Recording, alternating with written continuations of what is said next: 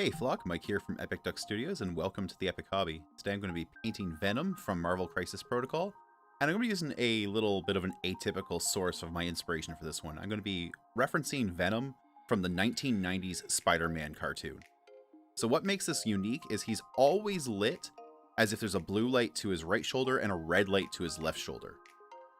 Now, even though I've primed this model black, I'm going to go ahead and just give the whole thing a quick base coat of P3 Thamar Black.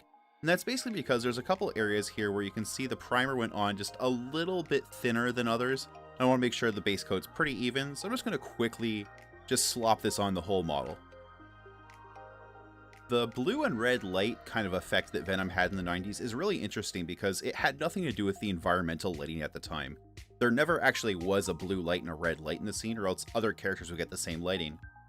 What I think it actually was meant to do was make him look kind of oily and alien, and accomplish that very simply on a pretty cheap budget.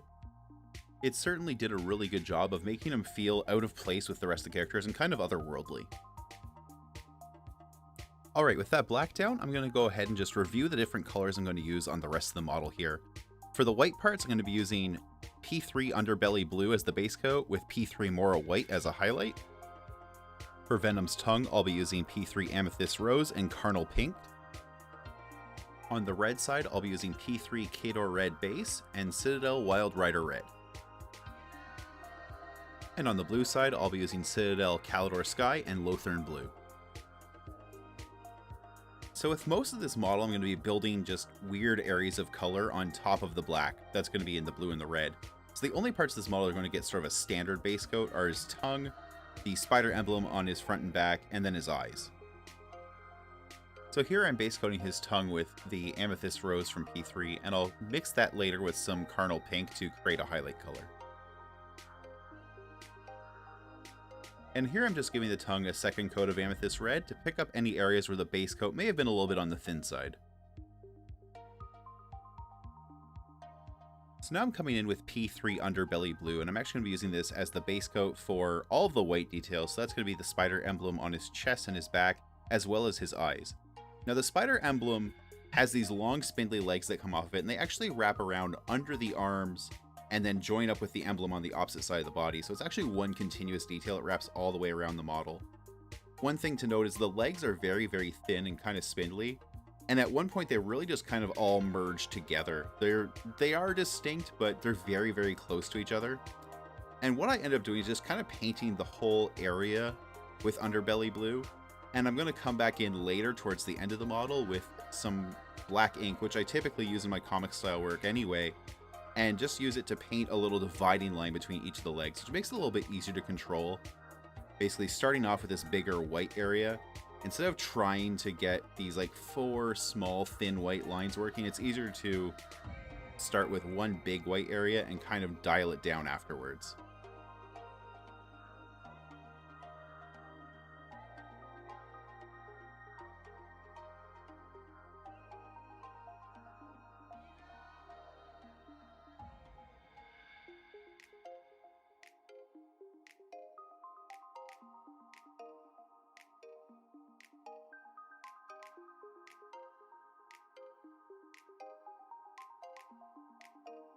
Now, Venom's eyes can be a little bit tricky just because they're a fairly complex organic shape. They have some sort of little like whirly points to them.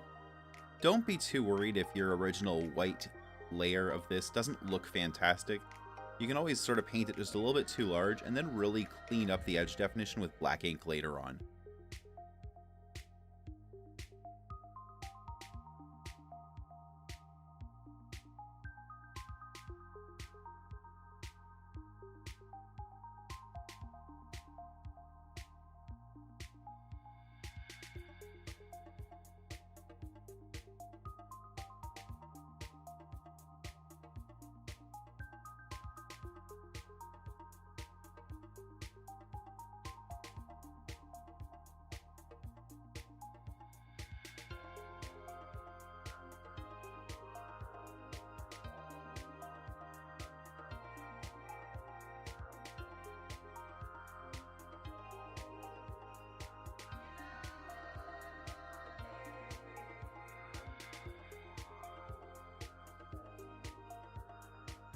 So now I'm going to begin with the blue side of Venom here. So basically everything on the right side of the model, or his right shoulder. And the way I'm deciding what to paint here is I'm looking at the model only really from this one very specific angle, basically straight in through his right shoulder. And I'm turning the model just a little bit to make sure I kind of, wrap my curves correctly, but basically I don't want anything to kind of go past this sort of like halfway plane I'm kind of imagining through the middle of the model. And what I'm doing is I'm kind of doing a really extreme version of upper edge highlighting, where I'm taking this blue and I'm creating these highlights on the upper kind of area of every single detail of the model that happens to face the right side view. So whether it's the, right side of the left leg, or, his open palm on the left hand, as long as it's facing to the right side of the model, I'm going to make sure it gets a blue highlight. That's kind of how I'm making this distinction.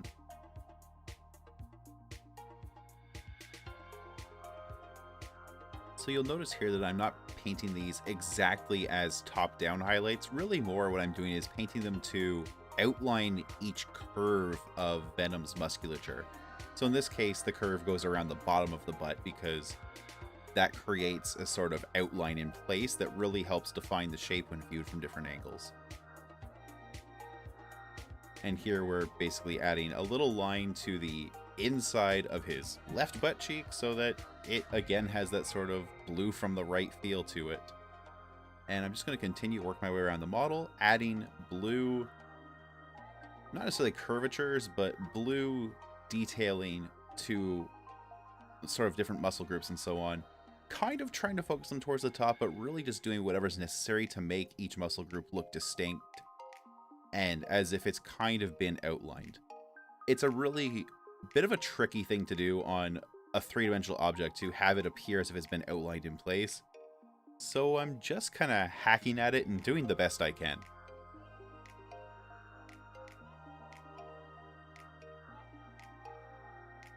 So here again, just like on Venom's buttock, there's a little bit of some curvature towards the right of the model happening on the left side on the trapezius muscle here.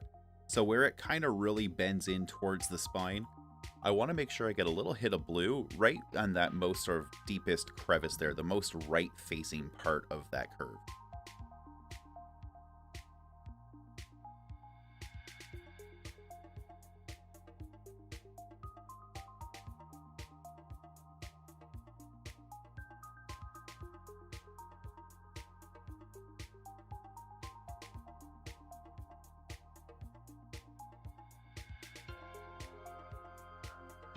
So now I'm about done the blue side. What I'm doing is I'm flipping back and forth between the blue and what will be the red side.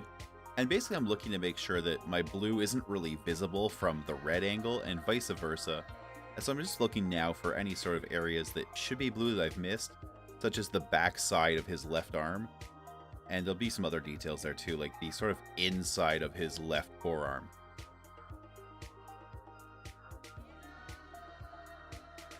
And here I'm working the blue onto his left hand, which of course is one of those sort of crossover angles where it's on the left side of the model but facing towards the right, and we want to make sure we get all those details.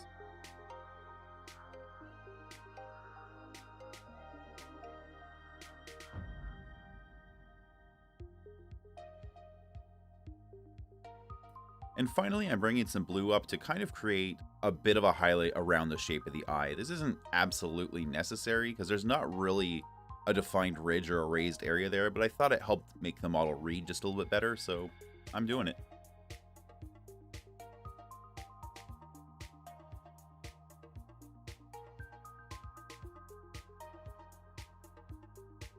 Alright, that wraps up the blue side of the model. We're going to kick into the red now. I'm going to grab some Kador red base and get started.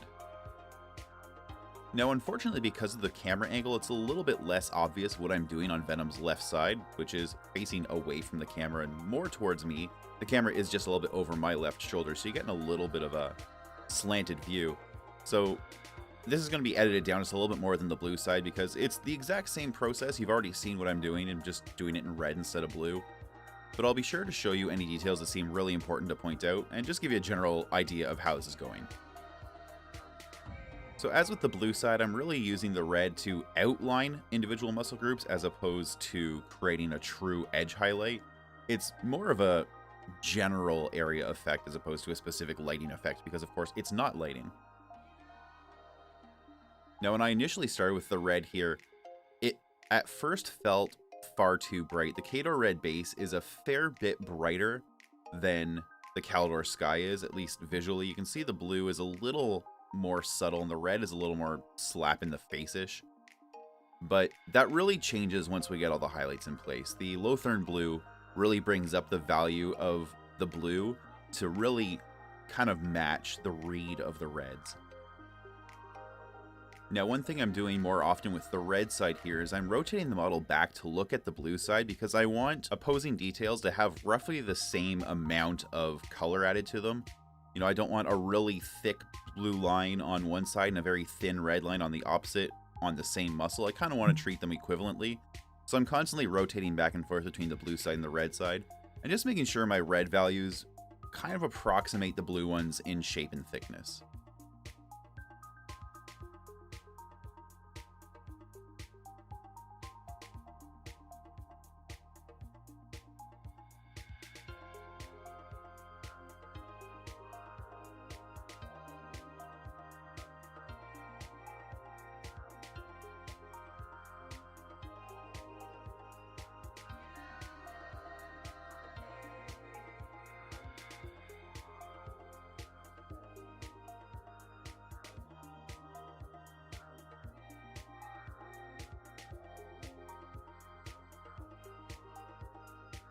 You can see that as I'm building the red up, I'm very quickly getting something that looks a lot like Carnage on this side of the model. And actually, I think when Marvel Crisis Protocol brings out Carnage, you could just use this technique on the whole model and get a really awesome look.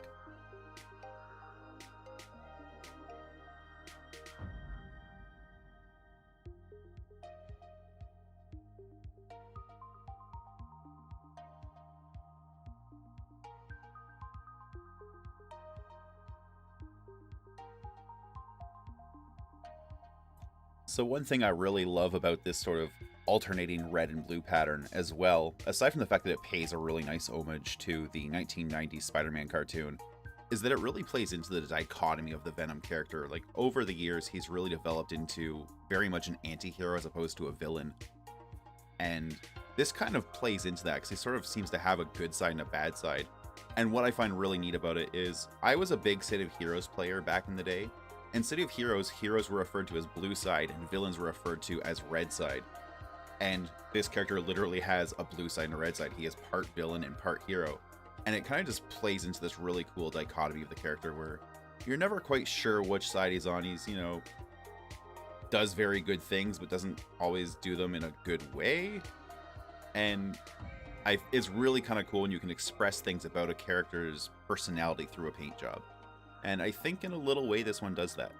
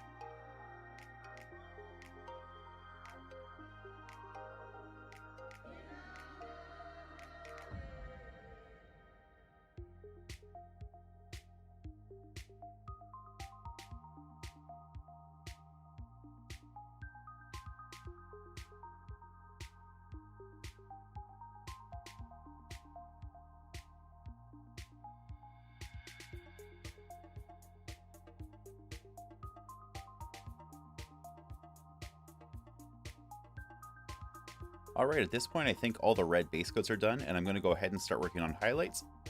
The first highlight I'm going to do is on the white area, which I've already base coated with that underbelly blue, across his chest and his eyes. And I'll be using P3's Moro white for this. So when I base coated the white areas using that underbelly blue, I kind of filled in some of the little spaces between the spider legs because they're very close together, and it was really hard to sort of maintain precision there. In this case now, because I'm trying to add highlights to them, and they are dimensional detail, it's not just flat free-handed detail, but there is a little bit of a raised leg there in each case. I'm trying really hard just to grab the top edge of each of those 4 legs. So you can see I'm using a much smaller, finer brush now, and I'm being a little more slow and deliberate than I've been with the previous colors at this point.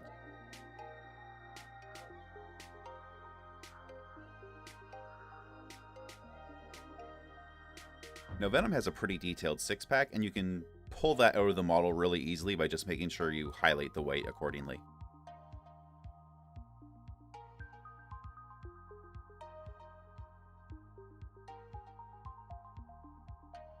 Alright, at this point I think you know what I'm doing here. I'm not going to bother showing you the back because it's just a repeat of the same thing, just little white lines across the legs. Actually, one quick note here, Venom's lower back is pretty concave, so you might want to leave a little bit of a shadow there where it kind of curves in underneath, then just highlight towards the top of the buttock there.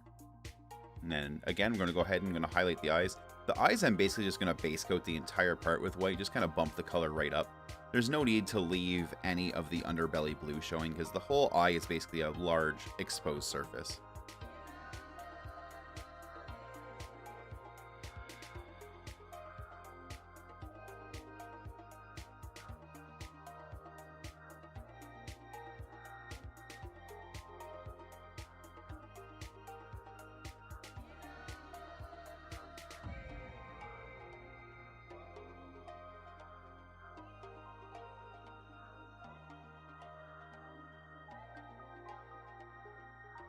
Next up, I'm going to highlight the tongue using Carnal Pink. Now, Carnal Pink by itself is a very bright color, and you can see it's practically white when it goes against the red. I'm going to mix that about 50-50 with Kato Red base, and there we go. That's a much more suitable color. Especially when colors aren't designed to work together, they're not sort of a paired or a triad set of paints. The jump between one value and the next can be very jarring. Even when it doesn't look like it, you know, when you're looking at the bottles of paint or the pots of paint, once you get it on the model, the differences in pigment can be really apparent. And that's where just mixing a little bit of one color into the other can be really helpful, whether you're doing a 50-50 mix like this, or even just tinting one color a little bit to make it just kind of fit into the same tonal family. Now I'm introducing a little bit more of the Carnal Pink into that mixed color, and again, just a little bit more of a highlight out of it. You can see now I'm pushing a little bit closer to white, but it's still got that crisp, fleshy pink to it. And I'm going to repeat that one more time after this, just work a little more Carnal Pink into my blended paint, and just get, you know, a more progressive highlight.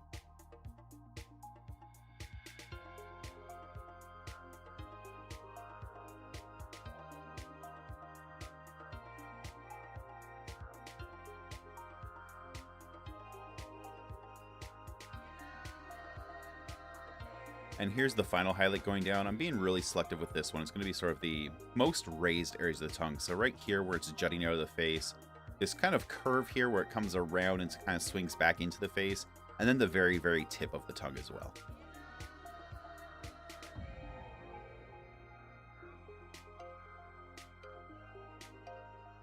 Next up, I'm going to highlight the blue areas. I'm going to be using Citadel Lothern Blue, and this is going to go over the Calidor sky we've already got down. And basically, I'm going to just take this lighter blue and focus it to the middle of every single darker blue section I've created. Because none of them are meant to be a true highlight, right? We don't have a light source here. Some of them don't need to be darker than others. This is meant to imply a sort of, you know, an animation effect as opposed to a lighting effect. And so every single source of blue here can be lightened up to match. Don't need to take any kind of shading into consideration, which is a really weird approach to painting, but it comes out really well in this model.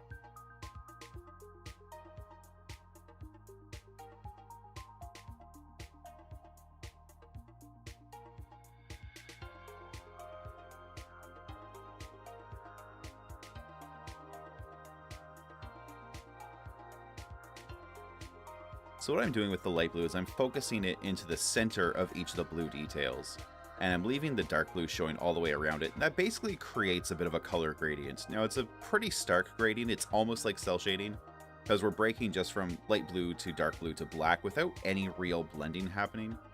But again, the thing to keep in mind here is this is meant to be like an effect as opposed to a source of lighting. This isn't OSL or off-scene lighting or anything like that. This is just the way this guy looks for some reason, you know, with a little asterisk beside it. that's just how they drew him in the 90s Spider-Man cartoon, and is what it is. Doesn't need to be explained.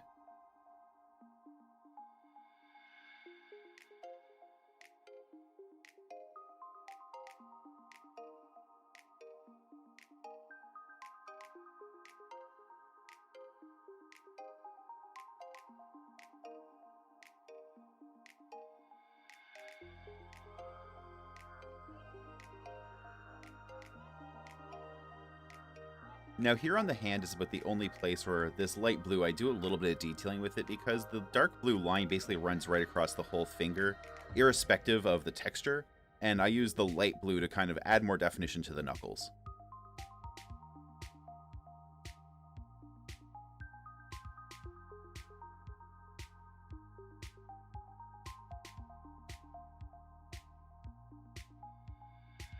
And now I'm just giving the blue a once over, see if there's any areas I missed, and I'll move on to the reds in just a moment.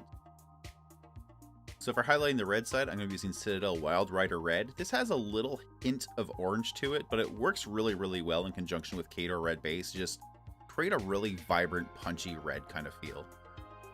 The thing about highlighting reds is you basically either have to highlight into oranges and yellows, or you have to highlight into pinks. That's really the two ways that red goes. If you add white light, you get a pink. Pink really is just light red. Or if you add a warmer, sort of a yellower light, you get into oranges and yellows.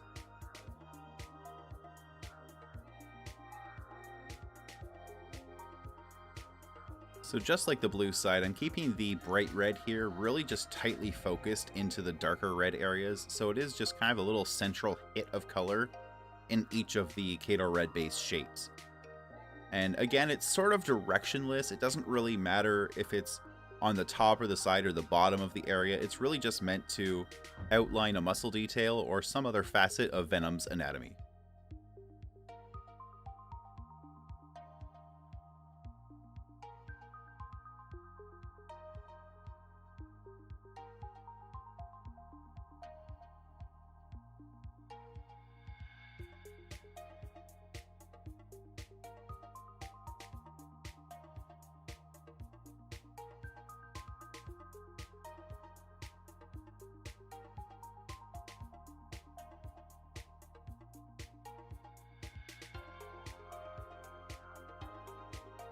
And I'm just giving the model a once over again, checking all the red and blue areas to make sure there's nothing that I missed getting that second highlight on, especially in areas sort of like the underarm and between the legs where it might be a little less obvious on a first pass. To finish the model up, I'm going to use some Higgins Black Magic. This is an artist's drawing ink. I really like using this because it's a very opaque, easy flowing black ink. I find it just works really, really well with my techniques. You've probably seen me use it in other videos. If you haven't, I really recommend this product. It's a lot less important for this specific model because there's not a lot of black lining going on here. I'm really just going to be using it to kind of isolate the different spider-like details wrapping around his body. But in my more classic comic style pieces where I'm doing a lot of black outlining, the ability to outline once and have it done as opposed to having to do 2 or 3 coats or have them go on a little bit translucent is really just a huge time saver. Ink also just tends to flow a little bit nicer than paint does, doesn't dry up on the brush as fast. There's a lot of benefits to it, and honestly all I can say is, if you're going to be doing any amount of sort of comic style painting, you really owe it to yourself to pick up either Higgins Black Magic, Dale or Rowney FW Black, or Liquitex Carbon Black. Amsterdam Black ink works as well. Basically, you want to make sure it's a black artist ink that is waterproof, and the reason for that is you may occasionally need to paint over it. And what I found is I tried using some non-waterproof inks. Specifically, I was using some Speedball calligraphy ink. And what happened is when I went over it with a little bit of a wash, in this case it was Citadel Seraphim Sepia, it actually made the ink sort of reactivate and run off the model. And of course, bad things happen when black ink starts running across the surface of a model. So just make sure it's a waterproof artist ink if you do try anything else out.